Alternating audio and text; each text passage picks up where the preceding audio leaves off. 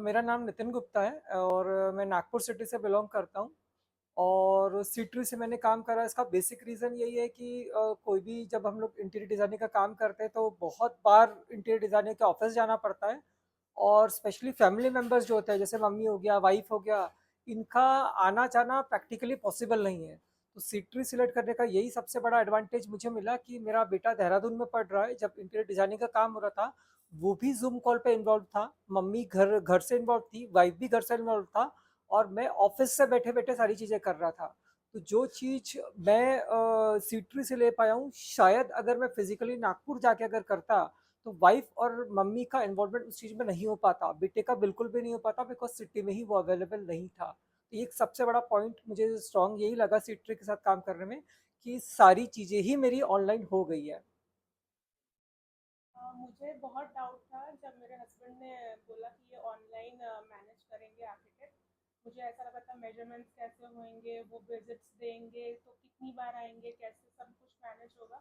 लेकिन वो जब मैंने देखा उनका काम करने का स्टाइल और पैटर्न देखा, तब मुझे लगा कि हाँ, ये बिल्कुल स्टेप बाय स्टेप पूरा प्रोसेस से जाएंगे पूरा। तब मैं कन्विंस हो गई कि हाँ, हाफ वे थ्रू के पहले ही मुझे लगा कि हाँ, ये अच्छे से पूरा सब प्रोजेक्ट हैंडल कर लेंगे। C3 को अप्रोच करने से पहले हमने दूसरे इंटीरियर डिजाइनर से को भी दिखाया था, पूरा लेआउट दिखाया था। तो ऐसा उन्होंने कुछ मेजर चेंजेस जैसा हमें चाहिए था ऐसा कुछ सजेस्ट नहीं किया, बोला जैसा है वैसा ठीक है। लेकिन जो इन्होंने डिजाइनर आर्किटेक्ट हमें दिया, तो उन्होंने देखते बराबर बोला था कि आपका ये कमोड लोकेशन और ये सब चेंज कर सकते हैं, जो हमें एक्चुअली चाहिए था। फिर उन्होंने बाथरूम साइज हमारे मास्टर बेडरूम का उसको भी बड़ा करवाया। मतलब उनका मुझे अप्रोच बहुत अच्छा लगा हैंडल करने का। इसीलिए मुझे यही चीज़ बहुत इम्प्रेसिव लगी, इसलिए I just stuck to see three. Regarding designs as पर वास्तु हमको बहुत चेंजेस करने पड़े थे। बट आयुषी मैम ने, सीट्री ने बहुत अच्छे से सब कुछ हैंडल किया पेशेंटली। हमने कई बार डिज़ाइंस चेंज किए। हमारे बेटे के रूम में ऊपर बीम आ रहा था, तो हमारा जो फर्स्ट डिज़ाइन था बहुत ही सबको बहुत पसंद आया था, बेटे को भी बहुत पसंद आया था। पर वो जैसे ही बीम का इशू निकला, तो उन्होंने बोला कि इसको भी हम अच्छे से स्मूथली हैंडल कर सकते हैं। और बहुत अच्छे से उन्होंने वो रूम सेटअप किया और वो रूम बेस्ट लग रहा है अभी फिलहाल। सभी बोल रहे हैं कि that room is looking the best. In fact मैं ये भी बोलना चाहूँगा, हमारा मॉडल पूरा रेडी हो गया था, 3D रेंडरिंग भी हो गया था। उसके बाद में आयुषी मैम जब फिजिकली नागपुर आए, उन्होंने साइट देखा, साइट देखने के बाद जब बीम वाला इशू हुआ, तो बहुत कम लोग होते हैं जिन्होंने पूरा बेसिक से पूरा काम किया। तो ये सीट्री का मैं स्पेशली तारीफ करना चाहूँगा कि उन्होंने पूरा काम होने के बाद में, 3D रेंडरिंग होने के बाद में, सारा काम ज़ीरो से चालू किया। और क्योंकि हमको सारी चीज़ें बाद में पूरी क्लियर हो गई थी, तो अभी जो रूम बना है, वो पहले से भी बहुत ज़्यादा अच्छा बना है। और सीट्री के साथ एक खास बात ये है कि यहाँ पे नंबर ऑफ ऑप्शंस जो इंटीरियर डिज़ाइनर अवेलेबल है। इनिशियली हमारा जो बात हुआ था, वो कोई अग्रवाल करके लेडी थी दिल्ली में। तो उनसे जब मैंने क्रॉस क्वेश्चनिंग किया रिगार्डिंग वास्तु कि ये चीज़ कैसे कर सकते हैं, ये चीज़ कैसे कर सकते हैं, तो उन्होंने स्ट्रेट फॉरवर्ड मुझे बता दिया कि मुझे ये सारी चीज़ें नहीं समझती। जबकि मेरे वाइफ का, मम्मी का, मेरे ब्रदर इन लॉ का बोलना ये था कि हमको सारी चीज़ें ही एज पर वास्तु करना है। तो वो जो पहले मैंने जिनसे बात किया था इंटीरियर डिज़ाइन, उनको मैंने कैंसिल करके सेकंड इंटीरियर डिज़ाइनर मुझे सेक्रेटरी वाले ने प्रोवाइड किया। उनसे जब मैंने बेसिक क्वेश्चंस पूछा, तो उन्होंने सारा क्लियरली बता दिया। उसके बाद मैंने थोड़ा कॉम्प्लिकेटेड क्वेश्चन पूछा, उसका भी आंसर उन्होंने बहुत अच्छे से बताया। इसके अलावा ऐसी भी कुछ कुछ चीज़ें उन्होंने मुझे बताई जो मुझे भी नहीं मालूम था। तो आयुषी मैम करके हैं जिनको मैंने फाइनली हायर किया, बिकॉज उनका लेवल ऑफ एक्सपीरियंस और understanding regarding interior designing vastu बहुत अच्छा था, पहला पार्ट। दूसरा, क्योंकि मैंने ये प्रॉपर्टी जब परचेज किया था, ये ओपन लैंड था और टाउनशिप में, तो बहुत सारी चीज़ें ऐसी उन्होंने करके दिया इंटीरियर डिज़ाइनर में जो बाकी लोग नहीं कर पाए।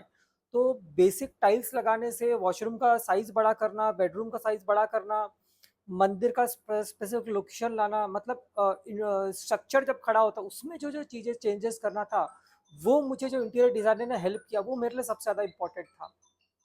और रिगार्डिंग फर्नीचर में ये बोलना चाहूँगा, यहाँ पर भी इंटीरियर डिज़ाइनर का बहुत इंपॉर्टेंट रोल है, बिकॉज जैसा थीम मुझे चाहिए था और जो कलर कॉम्बिनेशन चाहिए था, जो थीम चाहिए था, वो इन्होंने बना के दिया। और रेडीमेड प्रोडक्ट्स में स्पेशली आइकिया की बात करूँगा, वहाँ रेडीमेड प्रोडक्ट्स मिलते हैं, बट जो कस्टमाइज़ करके, जो चेंजेस करके मुझे चाहिए था, बिकॉज़ चाहे मेरा सोफ़ा सेट हो, बेडरूम हो, मंदिर का साइज़ हो, बिकॉज़ मंदिर का साइज़ किचन के लग के है, तो मंदिर का हाइट कितना होना चाहिए, मंदिर का वेट कितना होना चाहिए, दरवाज़ा कैसा खुलना चाहिए, दरवाजे का काँच कैसा होना चाहिए, ये आपको कस्टमाइज़ करके ही पॉसिबल है। ये रेडीमेड चीज़ पॉसिबल है नहीं, पहला पार्ट। दूसरा पार्ट कि एक बहुत इंपॉर्टेंट पॉइंट मैं बोलने जा रहा हूँ, बिकॉज़ गुजरात एक सस्ता स्टेट है जो सबको पता है। महाराष्ट्र में मैं नागपुर से बिलॉन्ग करता हूँ, जहाँ जीएसटी रेट या टैक्सेस थोड़े से ज़्यादा है। तो जो रेट में मुझे नागपुर में चीज़ मिल रही थी, वही चीज़ मुझे गुजरात से मैन्युफैक्चरिंग करके, कंपनी से बनवा के, इंक्लूडिंग ट्रांसपोर्ट, मुझे नागपुर में फिर भी सस्ता ही पड़ा है। अगर ये चीज़ मैं नागपुर से लेता तो शायद मुझे 110 का मिलता, बट ये चीज़ मैंने क्योंकि गुजरात से लिया है, इंक्लूडिंग ट्रांसपोर्ट एंड जीएसटी, मुझे 98 के आसपास पड़ा है। अ, आपको ये फर्नीचर लगने के बाद जो उसका आउटपुट आया, आउटलुक आया है, उसका एक्सपीरियंस अभी कैसा है फाइनल? सब लोग तारीफ करे, guest relatives. One two three start. Furniture तो सभी को पसंद आया, जितने भी हमारे गेस्ट थे वास्तु सेरेमनी में, तो सभी ने तारीफ करी। Colour combination plus furniture quality सबको बहुत पसंद आया। इसमें कोई दूसरा ओपिनियन है ही नहीं। एवरीथिंग वाज परफेक्ट, बहुत अच्छा, इंक्लूडिंग कलर कॉम्बिनेशन। आप सी ट्री को आउट ऑफ 10 स्टार कितने स्टार देना चाहोगे for out design? Of out of 10 star design के लिए कितना पॉइंट, और ये प्रोडक्शन, ये जो फर्नीचर है उसके लिए कितना रेटिंग देना चाहोगे? अबव 8 9 हो, 9 हो तो बेटर है, और डिजाइनिंग के साथ दिखा जो आपको चाहिए। One two three start.